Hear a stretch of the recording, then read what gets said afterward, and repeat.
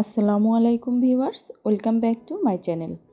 আশা করি যে যেখান থেকে আমার এই ভিডিওটি দেখছেন সকলেই আলহামদুলিল্লাহ অনেক অনেক বেশি ভালো আছেন।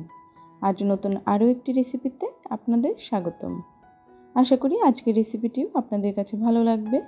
ভালো লাগলে প্লিজ একটা লাইক দেবেন আর বেশি বেশি আপনার ফ্রেন্ডস অ্যান্ড ফ্যামিলির সাথে ভিডিওটি শেয়ার করবেন। আর চ্যানেলটিতে নতুন হয়ে থাকলে প্লিজ চ্যানেলটি সাবস্ক্রাইব করে আমাকে সাপোর্ট করবেন। আর যারা অলরেডি আমার চ্যানেলটিকে সাবস্ক্রাইব করে নিয়েছেন তাদেরকে জানাচ্ছি অসংখ্য অসংখ্য ধন্যবাদ। আজ আমি আপনাদের সাথে শেয়ার করছি চিংড়ি মাছের নতুন একটি রেসিপি। এজন্য আমি প্রথমে চিংড়ি মাছগুলোকে খোসা ছাড়িয়ে নিয়েছি। আমার চিংড়ি মাছগুলো একটু মাঝারি আকারের হয়েছে। চাইলে আপনারা এটাকে বড় আকারের চিংড়ি মাছ দিয়েও তৈরি করে নিতে পারেন। চিংড়ি মাছগুলো খোসা ছাড়িয়ে খুব ভালোভাবে পরিষ্কার করে ধুয়ে নিয়েছি। এরপর একটু পানি ঝরিয়ে নিয়েছি। আর এখন এর ভিতরে আমি দিয়ে দিচ্ছি একটা ডিম, তারপরে দিয়ে দিচ্ছি স্বাদমতো লবণ। এর সাথে দিয়ে দিচ্ছি সামান্য পরিমাণে একটু হলুদের গুঁড়া, সামান্য একটু মরিচের গুঁড়া, আর দিয়ে দিচ্ছি 2 স্পুন পরিমাণ কর্নফ্লাওয়ার। সবগুলো উপকরণ দিয়ে নেওয়ার পর হাত দিয়ে খুব ভালোভাবে এটাকে একটু মেখে নিচ্ছি, যাতে চিংড়ি মাছের গায়ের সাথে সবগুলো উপকরণই খুব ভালোভাবে লেগে যায়। এ পর্যায়ে এগুলো আমার ভালোভাবে মেখে নেওয়া হয়ে গেছে। এরপর চুলায় একটি প্যান বসিয়ে দিয়ে এর ভিতরে নিয়ে নিচ্ছি পরিমাণ মতো তেল। তেলটা একটু গরম হয়ে আসলেই আমি এর ভিতরে চিংড়ি মাছগুলোকে এক এক করে দিয়ে দিচ্ছি।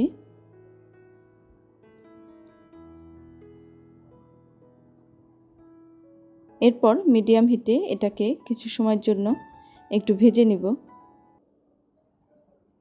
খুব বেশি হাই হিটে কিন্তু এটা ভাজা যাবে না, একটু মিডিয়াম হিটে এটাকে ভেজে নিতে হবে। আমি প্যানের স্পেস অনুযায়ী সবগুলো চিংড়ি মাছই এর ভিতরে দিয়ে দেওয়ার চেষ্টা করছি। আপনারা একবারে না ভাজতে পারলে দুইবারেও এটাকে ভেজে নিতে পারেন। চিংড়ি মাছটার এক পাশটা এ পর্যায়ে হয়ে এসেছে। এখন আমি এগুলোকে একটু উল্টে দিচ্ছি যাতে অপর পাশটাও একটু কুক হয়ে যায়। আর চিংড়ি মাছ রান্না করে নিতে কিন্তু বেশি সময় লাগে না। দুপাশ উল্টে পাল্টে দিয়ে খুব ভালোভাবে চিংড়ি মাছগুলোকে আগে আমি একটু ফ্রাই করে নিচ্ছি। এ পর্যায়ে চিংড়ি মাছের অপর পাশটাও কিন্তু আমার ভাজা হয়ে এসেছে। আমি একটু নেড়ে চেড়ে এগুলোকে আরেকটু কিছু সময়ের জন্য একটু ভেজে নিচ্ছি। আর এগুলোকে একটা থেকে আরেকটা একটু আলাদা করে নেওয়ার জন্য একটু নেড়ে চেড়ে দিচ্ছি। এরপর চিংড়ি মাছগুলোকে আমি তেল থেকে তুলে নিচ্ছি।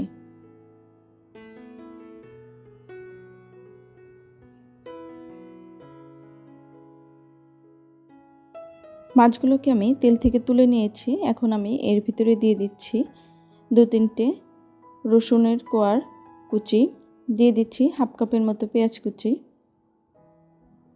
দিয়ে দিচ্ছি স্বাদ মতো লবণ। এরপর এগুলোকে হালকাভাবে কিছু সময়ের জন্য একটু নেড়ে চেড়ে ভেজে নিচ্ছি। পেঁয়াজটা আমার এ পর্যায়ে হালকা ব্রাউন কালার হয়ে এসেছে। এখন আমি এর ভিতরে দিয়ে দিচ্ছি একটা টমেটো কুচি। টমেটো কুচিটা দিয়ে নিয়ে কিছু সময়ের জন্য একটু নেড়ে চেড়ে নিচ্ছি যাতে টমেটোটা অনেকটাই সফট হয়ে আসে।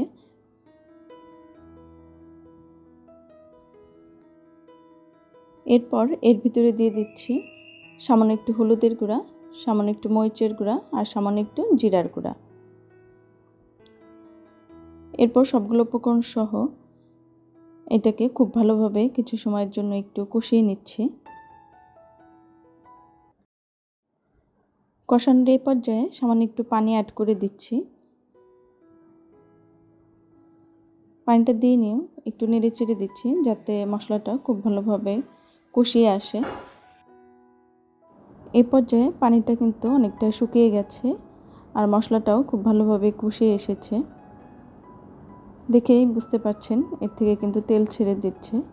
এখন আমি 1 চামচ পরিমাণ সয়া সস এর সাথে অ্যাড করে দিলাম। এরপর এটাকে আরেকটু কিছু সময়ের জন্য একটু নেড়ে চেড়ে নিচ্ছি। এই পর্যায়ে এসে এর ভিতরে আগে থেকে ভেজে রাখা চিংড়ি মাছগুলোকে দিয়ে দিচ্ছি। চিংড়ি মাছগুলো দিয়ে নিয়ে খুব ভালোভাবে নেড়ে চেড়ে মশলার সাথে মিলিয়ে দিচ্ছি। এভাবে করে চিংড়ি মাছটা রান্না করে নিলে দেখবেন এর টেস্টটা কিন্তু খুবই দারুণ হয় আর খেতে অনেক টেস্টি হয়। আমরা তো সবসময়ই একই রকমেরই চিংড়ি মাছ রেসিপি তৈরি করে থাকি, তবে একটু ভিন্ন স্বাদের জন্য এভাবে করে যদি তৈরি করে থাকেন দেখবেন এর টেস্টটা কিন্তু অনেকই দারুণ হয়। এ পর্যায়ে সামান্য একটু পানি অ্যাড করে দিচ্ছি। সেই সাথে এর সাথে অ্যাড করে দিচ্ছি 1 চামচ পরিমাণ টমেটো সস, দিয়ে দিচ্ছি সামান্য পরিমাণে একটু চিনি, এতে করে টেস্টটা অনেক দারুণ আসবে। এখন সবগুলো উপকরণ সহ এগুলোকে কিছু সময়ের জন্য একটু নেড়ে চেড়ে নিচ্ছি। এভাবে করে চিংড়ি মাছটা কিন্তু আমার অনেকটাই কুক হয়ে গেছে। এ পর্যায়ে এসে 3টে কাঁচামরিচ একটু মুখ চিড়ে দিয়ে এর সাথে অ্যাড করে দিচ্ছি জাস্ট ফ্লেভারের জন্য। এজন্য এটাকে একটু ঢাকনা দিয়ে ঢেকে দিচ্ছি যাতে এর ফ্লেভারটা খুব ভালোভাবে মাছটার সাথে অ্যাড হয়। আর এরই সাথে আমার চিংড়ি মাছটা কিন্তু রান্না করে নেওয়া হয়ে গেছে। দেখতেই পাচ্ছেন এর কালারটা কতটা দারুণ এসেছে, খেতেও অনেক টেস্টি হয়েছে। আশা করি আজকের রেসিপিটি আপনাদের কাছে ভালো লাগবে।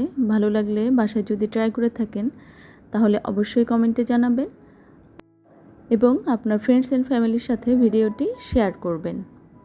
এই তো এখানে আমি চিংড়ি মাছটাকে সার্ভ করে নিয়েছি। নতুন ভিডিও দেখার আমন্ত্রণ জানিয়ে আজ এখানেই শেষ করছি। সেই পর্যন্ত সবাই অনেক অনেক বেশি ভালো থাকবেন, সুস্থ থাকবেন। আল্লাহ হাফেজ। আসসালামু আলাইকুম।